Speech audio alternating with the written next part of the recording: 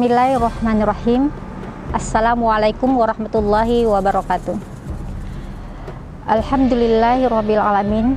Wassalatu wassalamu ala asrofil anbiya'i wal mursalin wa ala alihi wa ashabihi rasulillahi ajmain. Amma ba'du.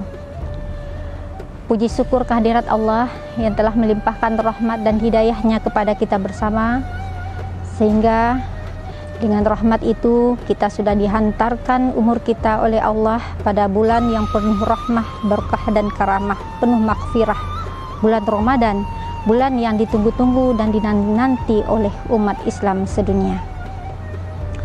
Salawat beriring salam tidak lupa juga kita unjukkan kepada Nabi Allah, junjungan Allah Muhammad sallallahu alaihi wasallam dengan ucapan Allahumma sholli ala Muhammad wa ala ali Muhammad, guru sepanjang zaman. Pemirsa, ayah bunda yang dirahmati Allah, pada kesempatan kali ini kita akan mengangkat sebuah tema, yaitu tentang galau.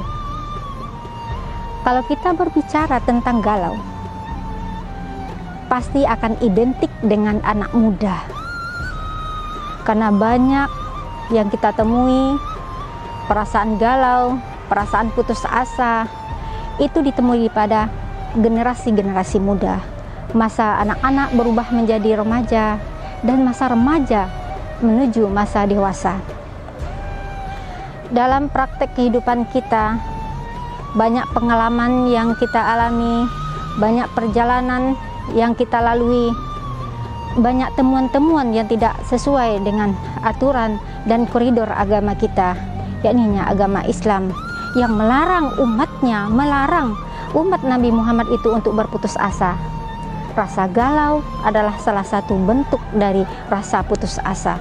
Ini sangat dilarang oleh agama kita. Perbuatan galau ini mungkin disebabkan oleh beberapa faktor. Faktor yang pertama yaitu faktor seseorang ingin mendapatkan segala sesuatu keinginan yang di luar batas kemampuannya.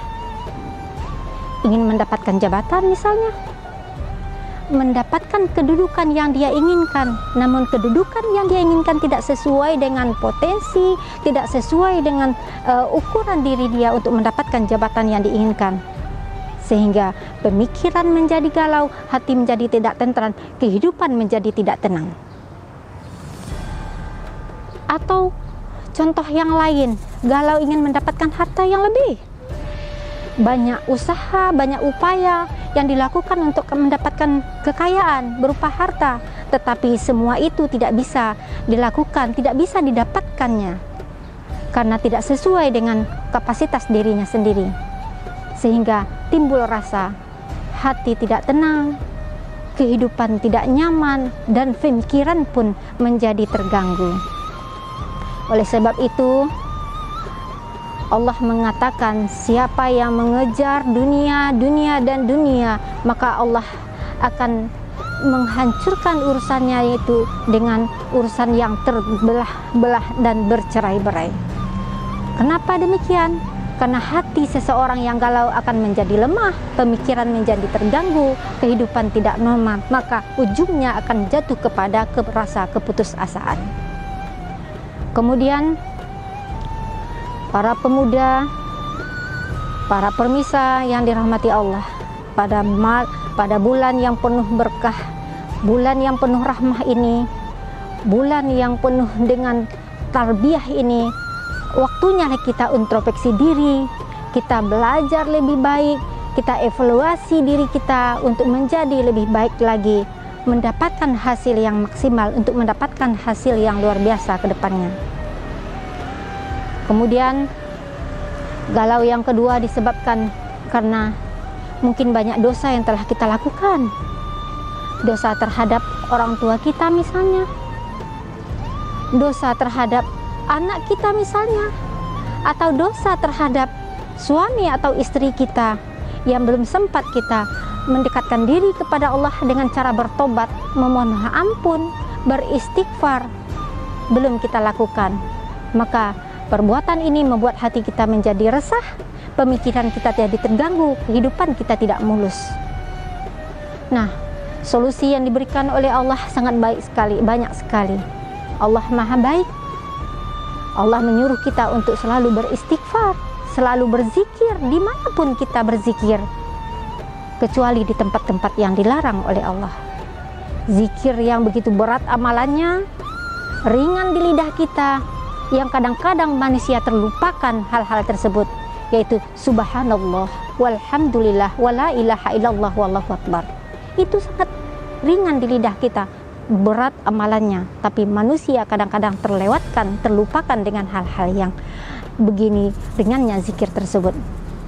Oleh sebab itu, para pemirsa yang dirahmati Allah, marilah kita di bulan yang penuh rahmah ini, bulan yang penuh berkah ini, bulan yang penuh maghfirah ini, kita dekatkan diri kita kepada Allah dengan cara banyak berzikir, kemudian membaca Al-Quran, yang mana bulan ini adalah bulannya Al-Quran, yang satu malam disebut ada turunnya malam yang diperingati oleh umat Islam sebagai nuzul Quran, turunnya Al-Quran. Nah, Al-Quran dibaca bukan hanya sekali seminggu, atau dibaca satu kali satu bulan, atau bahkan satu kali satu tahun pada bulan Ramadan saja, atau bahkan tidak dibaca sama sekali. Tentu hal ini tidak kita inginkan. Al-Quran bukan hanya sebagai penghias rumah kita, sebagai penghias lemari kita, yang menunjukkan kita bahwa kita adalah sebagai muslim, sebagai orang Islam di muka bumi ini. Tentu itu tidak kita inginkan.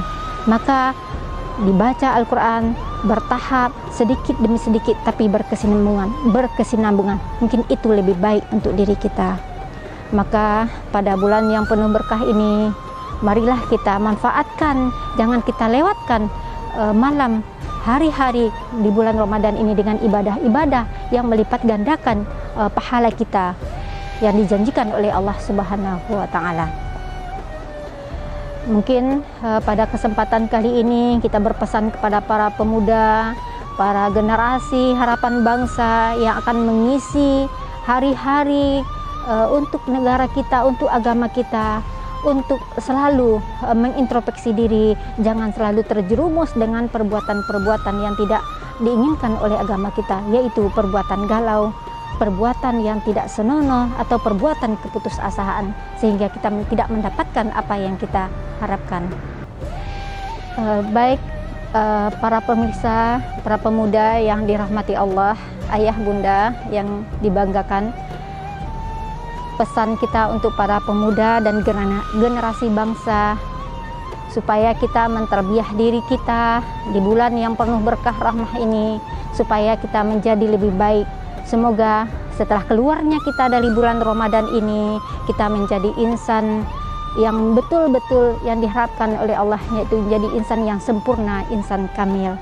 Maka kita kembali seperti bayi yang baru lahir, kita mengukir lembaran baru menjadi manusia baru untuk yang lebih sempurna lagi. Mungkin itu saja yang bisa kita sampaikan pada kesempatan kali ini.